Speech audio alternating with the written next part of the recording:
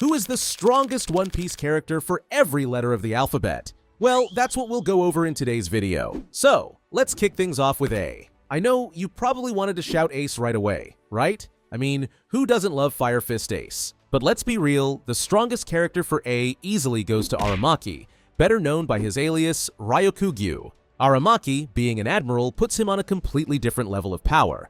With the Woods fruit, a Logia-type devil fruit that allows him to control plants, he effortlessly took down King and Queen. Sure, they weren't at 100% after Wano, but still, it wasn't even a challenge for him. So yeah, Ace was strong, but Aramaki is the clear winner here. For B, the title of strongest goes to the Lightspeed Admiral Borsalino, aka Kizaru. Yeah, I know Ben Beckman fans are already in the comments like, but Beckman made Kizaru back down at Marineford. And yeah, that was a cool moment, but if you look at the manga, even Beckman knew that Kizaru could have taken him out if it came down to it. So, Kizaru can move and attack at the speed of light thanks to the power of the Glint Glint fruit. And when we saw him fight Luffy at Egghead Island, we clearly saw that Kizaru's power is no joke. So B is for Borsalino. Moving on to C, we've got the OG Warlord Crocodile, who showed his strength during the Marineford War, like saving Ace and cutting Akainu in half, and now he looks to be stronger than ever. But as strong as Crocodile is, the strongest for C has to be Charlotte Cracker. With his biscuit fruit, he can create insanely powerful and nearly indestructible biscuit soldiers, which gave even Luffy in 4th gear an incredibly difficult time. And, let's not forget, if it wasn't for Nami's clever weather tricks softening the biscuits, Cracker definitely could have taken Luffy down, even in Gear 4. So, Cracker's combination of raw strength, sharp strategy, and his overwhelming biscuit army makes him the clear winner for C. Now for D, and honestly, there's only one person we need to talk about here, Monkey D. Dragon. We still don't even know his true power yet, though we saw a glimpse of it during the Logtown arc with that green ominous wind. But as the leader of the Revolutionary Army and the man labeled as the world's most wanted man, Dragon's absolutely one of the strongest in the series. When we finally see him in action, it's going to break the internet. So yeah, Dragon is easily the strongest for D. Moving on to the letter E, and this one's a no-brainer. It's Enel. The self-proclaimed god of Skypiea with the power of the Rumble fruit and his insane observation haki is untouchable by most people. I mean, the only reason Luffy beat him was because of the insane power of plot armor. Anyone else? Fried. So Enel is easily the strongest character for the letter E. For F, we're going with our favorite cyborg Franky. Now, is he the strongest compared to others on this list? Absolutely not. But for the F category, there aren't many heavy hitters. That said, don't sleep on Franky. His combination of cyborg enhancements, inventive genius, and raw physical strength is no joke. And when he then goes into his General Franky form, he turns into a legit powerhouse. Like, just look at how he took down Sasaki from the Toby Rappo. So yeah, Franky takes the spot for F. Next up is G, and we've actually got two big names battling for the top spot, Monkey D. Garp and Figureland Garling. Why Garling? Well, not only is he one of the 5 elders, the father of Shanks and Shamrock, and served as supreme commander of the God's Knights, he was also a champion at God Valley 38 years ago. So yeah, this guy is no joke. Now talking about the hero of the Marines who went toe-to-toe with Roger back in the day, and even now he's out here taking on the entire Blackbeard pirates by himself. And remember his Galaxy Impact? That attack was devastating, but Garp literally said he was disappointed in it.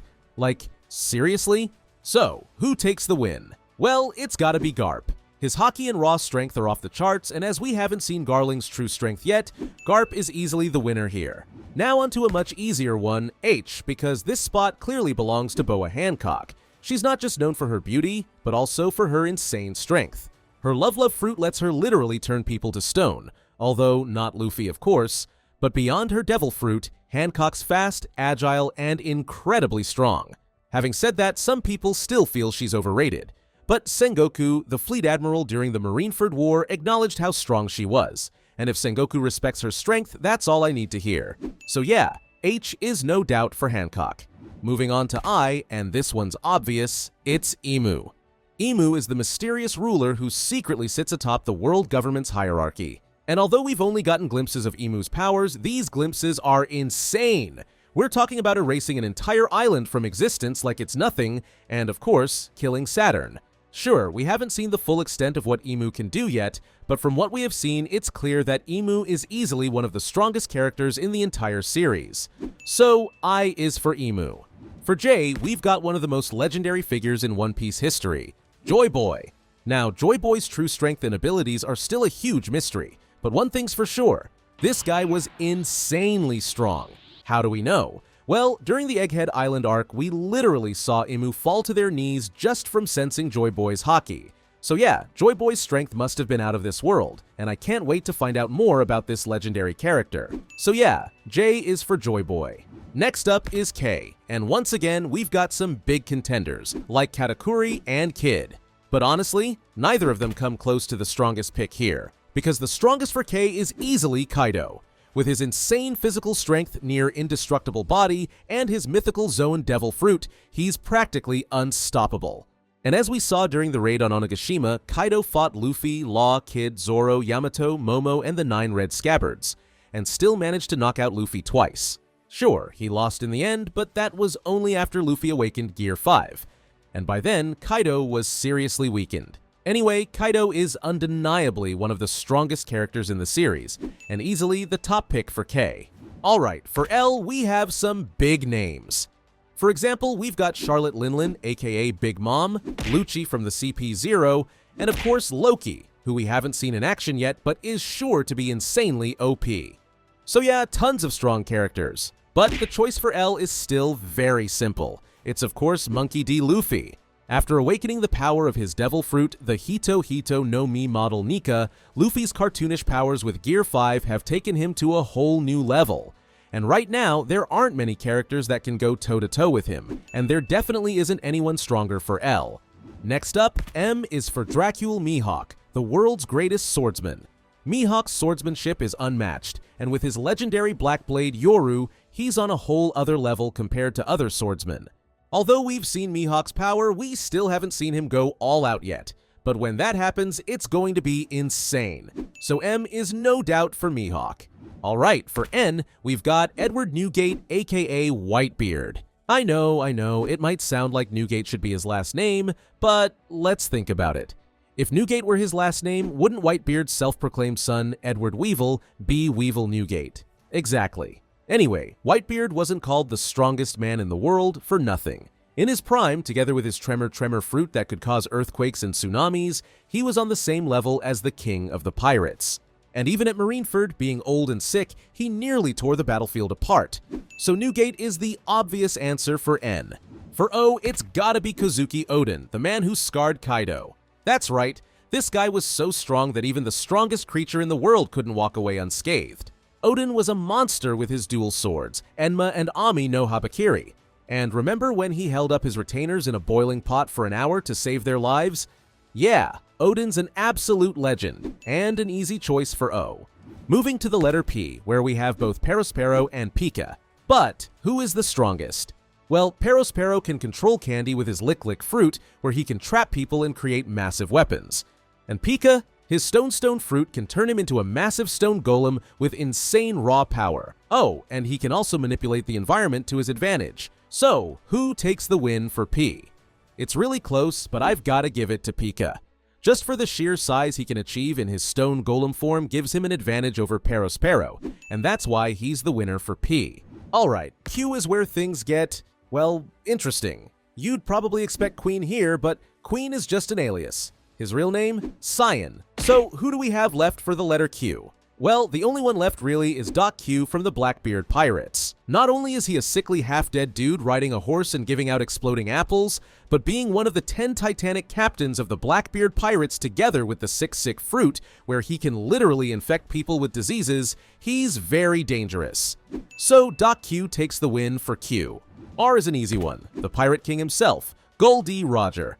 Roger's strength was unmatched, except for Whitebeard of course, and his crew, the Roger Pirates, were the only ones to ever reach Laugh Tale and uncover the true history of the world. His clashes with Whitebeard are legendary, and despite having no devil fruit, his haki and willpower were more than enough to cement his place as one of the strongest characters in One Piece history.